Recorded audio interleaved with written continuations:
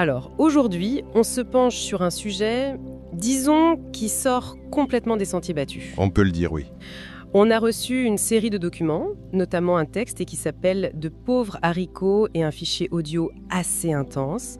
Les deux décrivent un modèle économique qu'ils nomment économie quantique ou économie toroïdale. Voilà. Deux termes qui, déjà, interpellent. Complètement. Et notre mission aujourd'hui, c'est vraiment de décortiquer ça ensemble. De le décomposer pour quelqu'un qui n'en a jamais entendu parler. On part de zéro. C'est ça. Comprendre les principes, la structure et surtout la philosophie derrière. Et le point de départ est assez provocateur.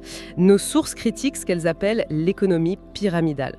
En gros, un système où l'effort monte, mais la richesse, elle, ne redescend jamais. C'est leur postulat de base. Et pour contrer ça, elle propose un changement de géométrie radical, passer de la pyramide à un toroïde, une sorte de donut, si on veut simplifier. Franchement, ça pique la curiosité. Ça pique la curiosité, et l'image du toroïde est vraiment la clé de tout.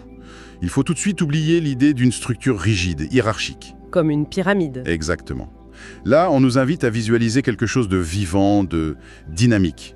Une onde, un battement de cœur ou même la figure de la fleur de vie. L'idée, c'est de passer d'un sommet qui aspire l'énergie vers le haut à un noyau qui, au contraire, irradie cette énergie dans toutes les directions. Pour la recevoir en retour, j'imagine. Un cycle. C'est un cycle, pas une ascension. On change complètement de logique. D'accord. La métaphore est belle, mais j'ai besoin de concret. Je vais être direct. Un nouveau système financier qui promet de beaucoup. Disons que mes voyants s'allument. Alors, comment ça marche cette machine ? Alors, la structure mathématique, au fond, est très simple. Elle repose sur un groupe de 121 personnes. 121. Précisément. Très précisément.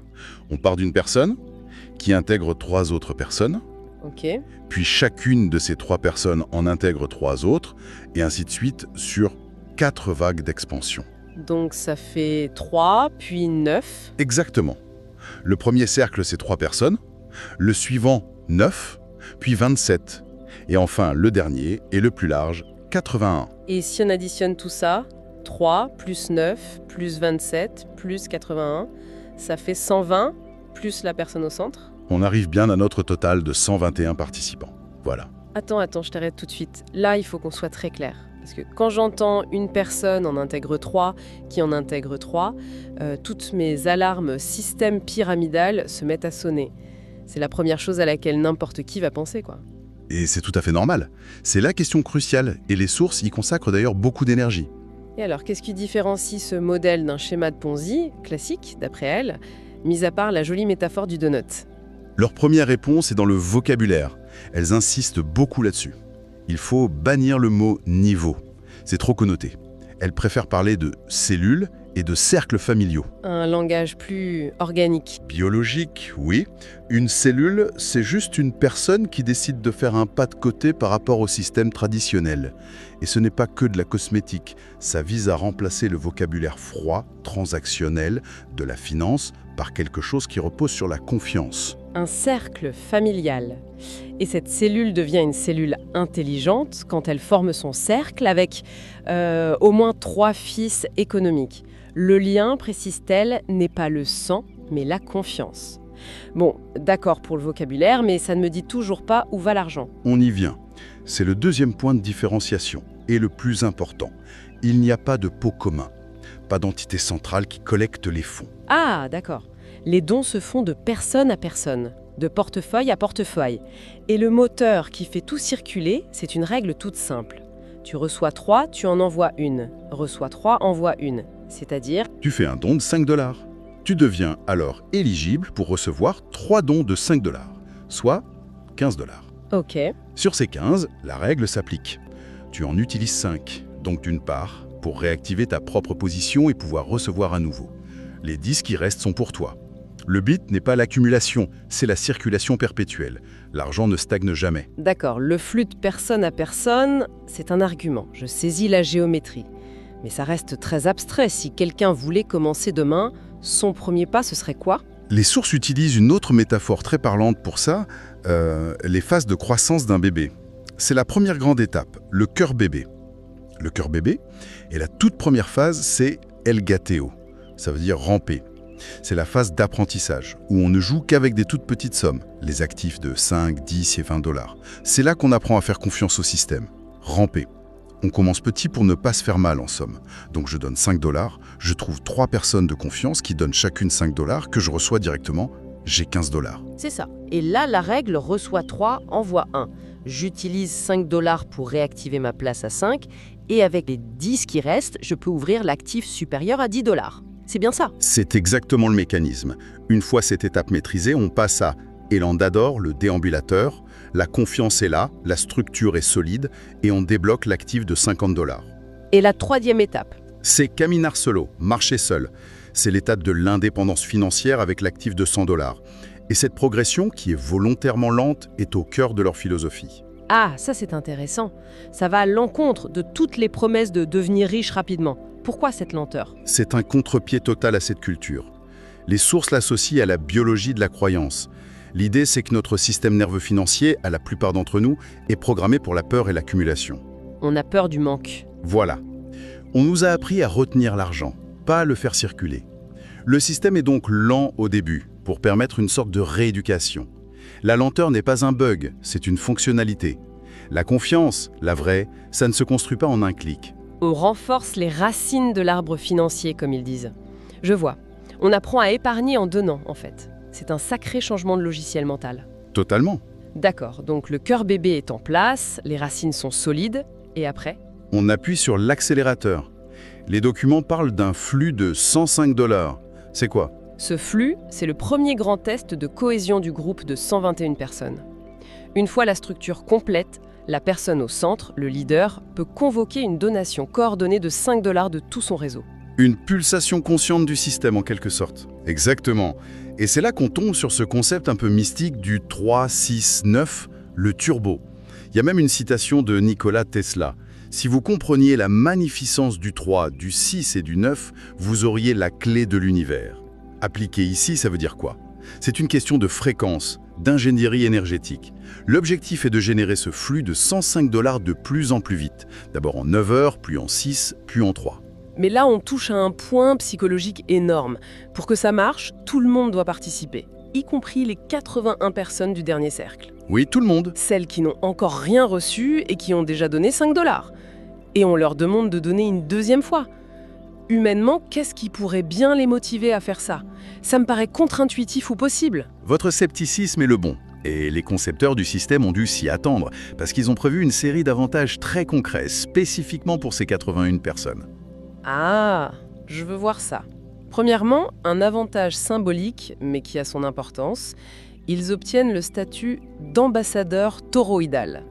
Ça crée un sentiment d'appartenance. Un titre, c'est bien gentil, mais ça ne paie pas les factures. Il doit y avoir autre chose. Bien sûr. Deuxièmement, un avantage financier direct et puissant. Ils obtiennent le droit d'ouvrir les actifs supérieurs 10, 20, 50, 100 dollars en ne payant que 50% de leur valeur. Une réduction énorme. Pas mal. Troisièmement, ils accumulent du temps de consultation avec les créateurs du système. Et enfin, le point le plus ingénieux, qui répond à votre objection, pour ces 81 personnes et uniquement pour elles lors de ce flux, la règle « reçoit 3, envoie 1 » est suspendue. Ah! Et qu'est-ce que ça change? Ça change tout. Normalement, quand elles recevront leur premier 15 dollars, elles devraient en renvoyer 5. Mais là, non. Elles pourront garder l'intégralité des 15 dollars. Donc le deuxième don de 5 dollars qu'elles ont fait leur est en pratique remboursé plus tard. Voilà. Le risque est quasi nul pour elles. Et les avantages potentiels, eux, sont énormes. C'est un mécanisme de dérisquage psychologique. C'est très malin, je dois l'admettre. Les sources parlent aussi d'un token toroïde et d'une sorte de filet de sécurité. Si l'équipe locale ne suit pas, on peut faire appel à un réseau international. Oui, le mouvement ne s'arrête jamais en théorie. Il combine la confiance locale avec la puissance du réseau global. Bon, après ce cœur bébé et cet accélérateur 369, quelle est la suite? Le plan est sur 3 ans, c'est ça? Oui, la première année, on reste sur le cœur bébé, avec ses flux de 105 dollars ou même 555 si tous les actifs sont enclenchés. Même mécanique, mais les montants augmentent. Des actifs de 250 et 500 dollars pour générer un flux de 2500 dollars. Et la troisième année, le cœur mature. Actif de 1000 et 1500 dollars pour un flux de 7500 dollars. c'est ça. Exactement. L'objectif ultime mentionné est un flux de 30 000 $ généré en quelques heures. Vertigineux. On part de 5 $ pour arriver à ça. C'est vertigineux. Et ça sert surtout à illustrer la philosophie derrière. L'extrait audio est d'ailleurs très critique envers tous les autres systèmes. Banque, marketing de réseau, même les cryptos. Quel est leur argument principal ? L'argument massu, c'est que dans ce système, votre argent est placé sur le plateau de jeu d'un autre. Vous dépendez d'une entité extérieure qui peut changer les règles ou simplement partir avec la caisse. Alors que là, l'argent reste toujours dans le portefeuille des participants. Il n'y a pas d'intermédiaire. C'est l'argument de la souveraineté financière. C'est exactement ça. Et c'est là qu'ils font une comparaison étonnante. Ils parlent du QFS. Pour ceux qui ne connaissent pas, c'est quoi et comment ils se positionnent par rapport à ça ? Alors, le QFS, ou système financier quantique, c'est souvent présenté dans certaines théories comme un futur système miracle qui viendrait d'en haut pour remplacer le système actuel. Une promesse, en gros. Une promesse, voilà. Et nos sources s'emparent de ce concept et l'opposent à leur vision. Elles disent, il y a deux QFS. Celui qu'on vous promet pour demain, sur lequel vous n'avez aucun contrôle, et puis il y a le QFS toroïdal, celui qui naît d'en bas, de l'action des géants, des bancs de poissons qui décident de s'organiser. C'est un système qui ne promet pas le changement, mais qui le matérialise ici et maintenant. D'accord, si on récapitule, on a vu ce passage conceptuel de la pyramide qui extrait au toroïde qui fait circuler. On a décortiqué la structure mathématique 1, 3, 9, 27, 81. Les 121 personnes. J'ai soulevé le spectre du schéma pyramidal et vous avez répondu avec leurs arguments, le flux de personne à personne et le vocabulaire basé sur la confiance. Ensuite, on a exploré les phases du cœur bébé. Pas comme une course au profit, mais comme un apprentissage pour reprogrammer notre rapport à l'argent. On rampe avant de marcher. Une rééducation qui valorise la lenteur. Et enfin, on a vu le 369 comme une pulsation. Un accélérateur qui ne fonctionne que grâce à des incitations très bien pensées. Exactement. Et pour conclure, je voudrais revenir sur l'idée la plus forte de ces documents, je trouve. Je vous écoute. Elles affirment que l'argent n'est qu'un amplificateur de ce que nous sommes. Le vrai problème, disent-elles, n'est pas le manque d'argent, mais le manque de conscience pour le gérer. Ce système se présente donc moins comme une machine à cash que comme une école. Une école pour apprendre à recevoir, à donner et à soutenir l'abondance. Collectivement, c'est une perspective qui change tout. Ça déplace le débat du purement financier au quasi-spirituel. Et ça nous laisse avec une question à méditer, qui est peut-être le véritable enjeu. Au-delà des chiffres, que signifierait concrètement, pour notre société, de construire un modèle économique dont le carburant ne serait plus la compétition ou la peur de manquer, mais la confiance mutuelle et une conscience collective synchronisée. C'est peut-être ça le véritable quantique dans leur économie.